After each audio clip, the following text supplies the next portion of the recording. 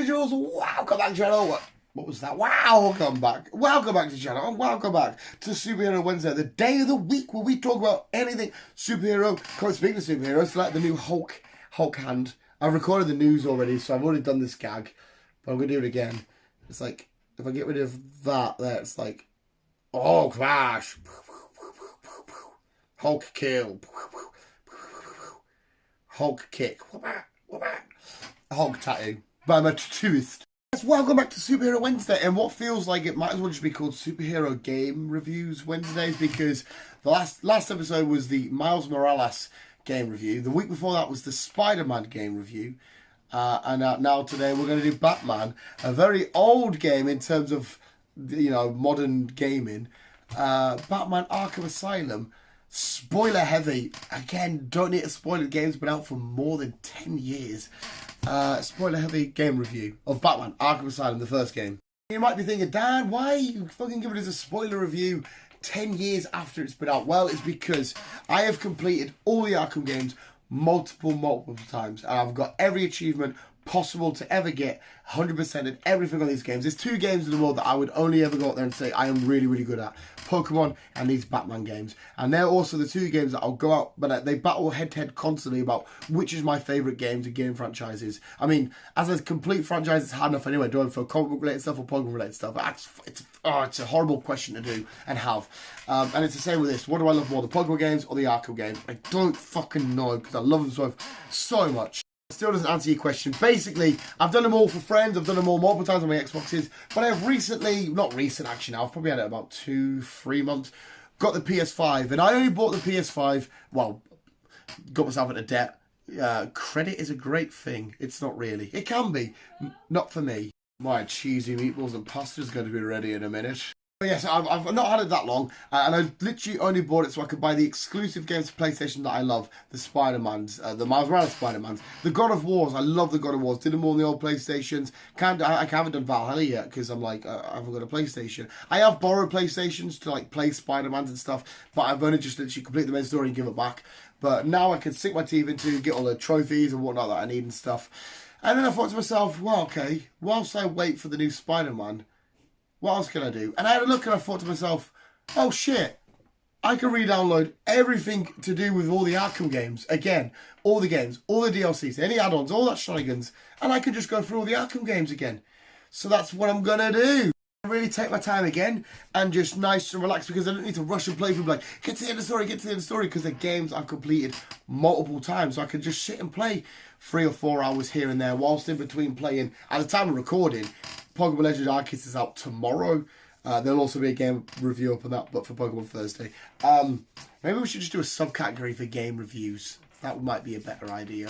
But yeah, basically the point is I can sit now and do a mini Arkham Asylum review series, because when these games come out, especially the first few, I didn't have a channel. There was no visual guys, so I couldn't give a review. And I've always thought, what's the point in giving a review? You know, I've played them so many times, nobody really cares. And I thought to myself, after the latest playthrough, I was just like, I love these games so much. For me, they deserve their own review, especially for somebody that claims to them so much, and my thoughts and opinions. So, regardless if, you know, you're not a fan of Batman's or game or whatever, fair enough. This is not a Superhero Wednesday for you. But if you love the games and you want to hear my thoughts and opinions on the games, most obviously, particularly this one, my favourite out of all 4, Arkham Asylum, then we can have a good conversation starting now. So yes, spoiler warning. Again, I don't need to give a spoiler, because if you've wanted to play these games, you've already played them by now. So visuals, here is my spoiler heavy review of Batman Arkham Asylum. Batman? He's the man that sits on your back. Batman Arkham Asylum is single-handedly one of the, for me, one of the single bits of masterpieces of gaming out there. I know I'm coming here from a comic book fan and a big Batman, massive Batman fan, so I am very biased. I have the Arkham Asylum books and graphic novels and all the things to do with this, but for me, these games nail Batman down to an absolute perfect T, and I truly believe like the likes of Ben Affleck and whatnot somewhat modelled their Batman on this version of Batman. Of course, when Batman first comes out, he's this normal sort of, you know, the Adam West, bit campy and whatnot, and bright and kapow sort of Batman. But now we all know him as the silent predator, you know, the great detective the world's greatest detective, the hero that lurks in the shadows and is seen as some people as sort of like a menacing monster because it's all about fear. Batman is all about fear and doing what's right for justice, scaring those who put fear into others. It's a great metaphor for who and what Batman is, this game. The fact that it takes place alongside his most and arguably the most iconic villain of all time, inside of one of the most insanely epic buildings in comic book history. Arkham Asylum is fucking amazing. The history of the place, the criminals that have been locked up there, the stories that have unfolded inside Arkham Asylum, even including the Gotham TV show and stuff, all absolutely fantastic and flawless. This game does such a beautiful job of embedding who Batman is as a character. Like I said, going through the vents, lurking in the shadows. The fact that you have things called corner takedown and inverted takedown, hanging from the gargoyles and coming down, swooping up and you know, grapple gunning away, hiding in the vents, coming out of nowhere, Predator mode and stuff. It's fucking amazing. Like I said, look, the Predator stuff is some of the most epic shit. Because I'll do it from time to time. I'll just turn the Xbox, I'll do a few Predator getting thingies and go back. It's just so fucking amazing to... How many times have I said that? To hide in the shadows and distract your enemies, you know, whether chucking a sonic batarang or remote control batarang or ziplining somewhere or grapple gunning one off a ledge and just coming out like, because obviously you've got the mini tasks, haven't you? One of the tasks in the extreme level is to just appear out of nowhere when there's a terrified henchman lurking around, and like I said, it just embodies Batman so well. I'm assuming you all got a nice little hero of dinner's ready, and now the dog's finishing off what little bit of cheese is left on my cheesy pasta and meatballs. Yeah, I've had a nice little... Oh, I've destroyed the camera. So yeah, I've had a nice little cheesy meatball and pasta break. But yeah, the game is so forced. In terms of... Oh, hello, dog. The story itself is an absolute godsend. You're coming from quite literally picking up the Joker, you're in the Batmobile, you enter Arkham Asylum, and that's it. It kicks off. It was a plan all along. We planned, Joker planned to get caught, to bring the Batman into Arkham, and to cause havoc inside of the asylum. The way that it just slowly starts to unfold, because you bring the Joker in, Joker gets out, he semi-traps you for a bit, you learn a bit about the combat, and then the rest of it's just a chasing the Joker through Arkham Asylum as more and more villains are getting chucked at you. The battle with Bane, the amazing, fucking beautiful battle with Killer Croc, which isn't really, I guess, a battle with the platform scary tiptoes. Everything to do with Scarecrow, which is a whole little bit we'll get into itself in a sec. The battle with Poison Ivy, and ultimately the battle against Joker, and then Titan induced Joker, and all the henchmen, and all the Titan. Oh, it's so amazing. Minor appearances from like Zaz, the Rit. Oh, I fucking love. I've said it before in other videos. I adore the collected aspect of games, and to go around and sit down, put a coffee, go have a fag, come back with a coffee, and just sit and go through all the riddles. I absolutely love that, whether it be the tapes or the actual riddles themselves, or just lining up the question marks. All of it is outstanding, and I love the way they evolved, how the Riddler interacts with you throughout all of these games. It just gets so amazing. And like I said, the Scarecrow, the counterpart to Batman in terms of, you know, one likes to induce fear with his symbol, one likes to give out fear with science, I guess, with his fear gas. But the stuff you have to do with Scarecrow, like, you know... When he makes you relive, because you go through, you breathe it all in.